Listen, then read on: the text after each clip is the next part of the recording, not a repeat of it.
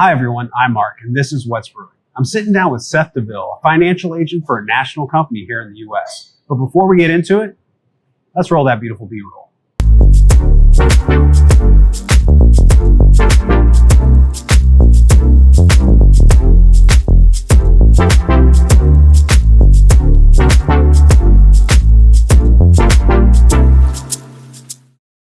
Thanks for joining us, Seth. I appreciate it. Thank you for having me. So, where do you come from? I know how you and I met. We met through Chris, and you have a very interesting story. We always just kind of wanted to hear it. So go ahead and just tell everybody where you're from. I grew up in Ville Platte, born and raised. I currently reside in Opelousas, Louisiana, and working for a financial service company that's based in the U.S. Financial service company. So what led you to the financial service company? Where was your starting point? I worked in the oil field for almost 11 years doing inspection work. And in 2020, I was laid off multiple times. And at that point, I was trying to figure out what I wanted to do with the rest of my life, and a way to get out of the oil industry, but still be able to provide for my family. So I ran into one of my buddies that I've been friends with for a long time, and he introduced me to the industry I'm in now. So within the financial service, what were some of the things that kind of drew you to? The biggest thing is helping families. You don't realize what kind of situations most people are in until you sit down with them. Then from there, it's figuring out what to do going forward to get them in a better situation.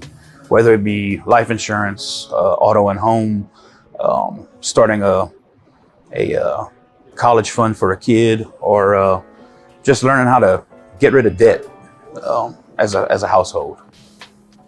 Gotcha.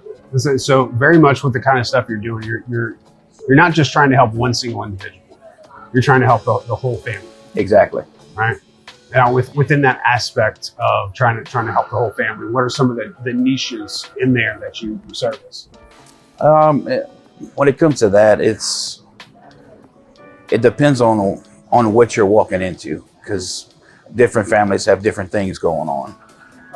Some are more focused towards the investment side of things, as far as the future, and some realize, the need for life insurance now. To protect those that, or depend on them. Okay, very, very much so. Let me go ahead and take it back a little bit, because you said before you got into it, you were in the oil field. You were doing inspection in the oil field. What kind of inspections were you doing there? Everything that consists of piping. I worked in a large company out of Baton Rouge for most of my inspection career, and it was just making sure the day-to-day process keeps flowing like it's supposed to. So let's kind of fade away from the work side of things. So are you a family man? Do you have a family? Yes, me and my wife have one little girl. Her name's Rosie. She's going to be 4 in a month, actually. So you say you're living outside Opelousas? Yes. Opelousas area? Yeah. I personally don't have any kids, so I can imagine it's like some of the things of what the work that you do kind of is reflected. Hey, it's like real kind of you personally, so you kind of see yourself in that family dynamic. Yes, definitely. I always take into consideration whoever I'm sitting with. I always reflect back on how things would affect my family if I were to pass away or not be able to work on a consistent basis. So that's how I normally go about getting in the right mind frame before I sit with a family, just to be able to get across how important it is to be prepared with anything when it comes to that. Yeah, and I know with the state of it, it's labeled financial services, and marketing wise, that's what a lot of people label it as, because it's very hard to talk about that subject. It's a very sensitive topic. what are some of the ways that you talk with people to kind of get them to start opening up? Because like you and I have talked about it before, it is very sensitive. So what are some of the ways or some of the advice you would give to people that are looking to try to start that journey of figuring out, how can I prepare for after? Definitely get with a reputable company, preferably ours, but someone that's going to do right by you and your family in the long run. Somebody that's not going to be looking to make a quick buck, but will invest in your family when it comes to that aspect. Yeah, because it seems like a lot of times with what you do, it's like you can't just look for the quick buck. Some of the people that do that, they come off not as a good person. Yes. It's like, oh, let me just make my quota. I'll make my quota for this month. Like you seem like you're very much an individual who is trying to focus on what's best for their needs. Right? Absolutely.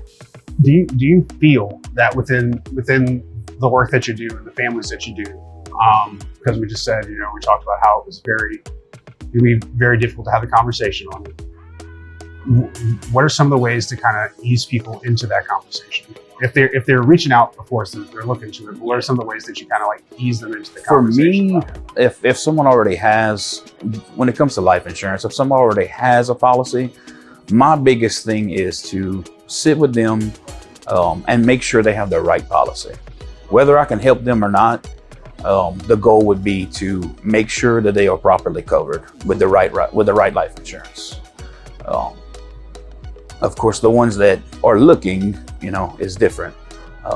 But that's the big thing, is a lot of people don't want to sit down and talk about it just because there's a certain stigma about life insurance. Nobody really wants to talk about it. But without knowing what you have, that can set up your family for failure in the future.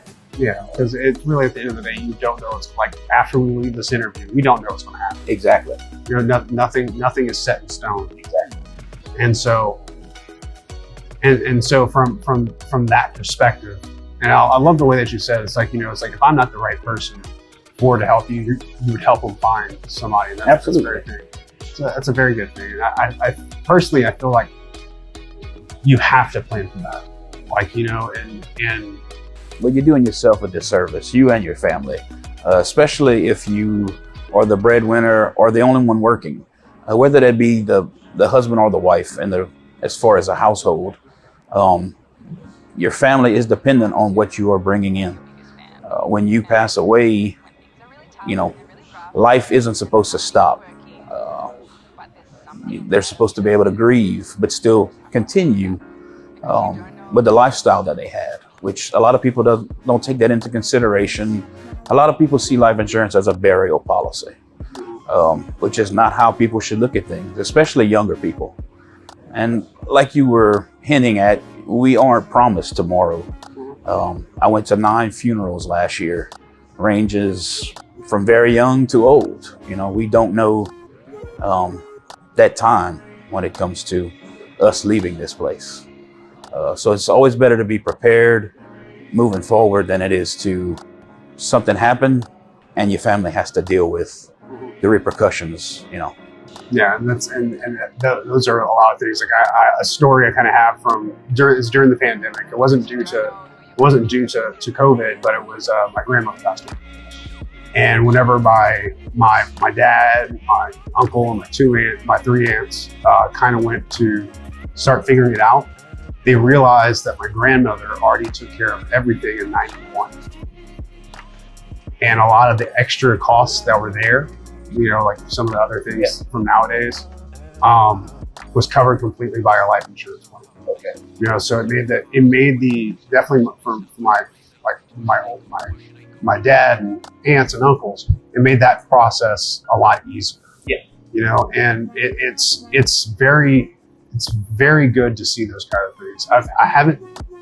Thankfully, I haven't been in a situation where the person didn't have life insurance. Now, for people that might not know exactly what all life insurance helps with, can you kind of give a breakdown on some of the things that does help?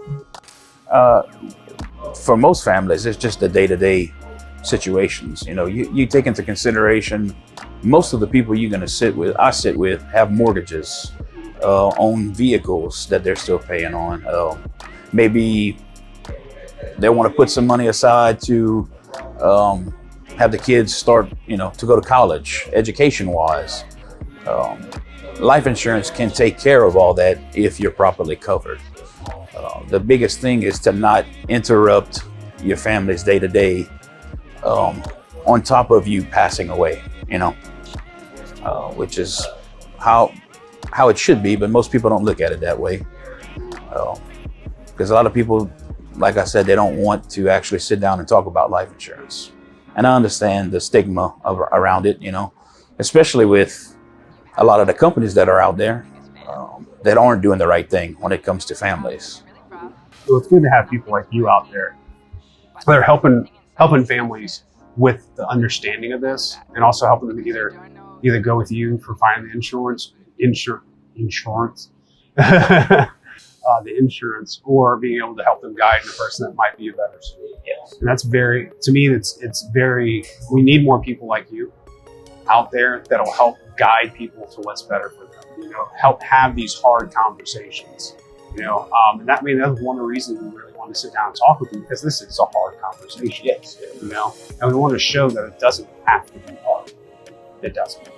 But I want to say this is actually going to do it for part 1 of the interview.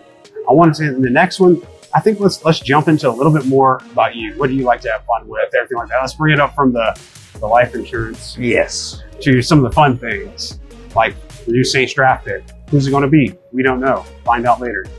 But let's get into that. But thank you very much for joining us for this episode. Thank you. Appreciate it.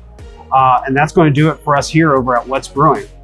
If you like what you see here, hit that like button, crush that subscribe button if you want to stick around for everything we got. And if you want to go ahead and get updates on when we have a new video come out, hit that bell. But until the next time, have a good one.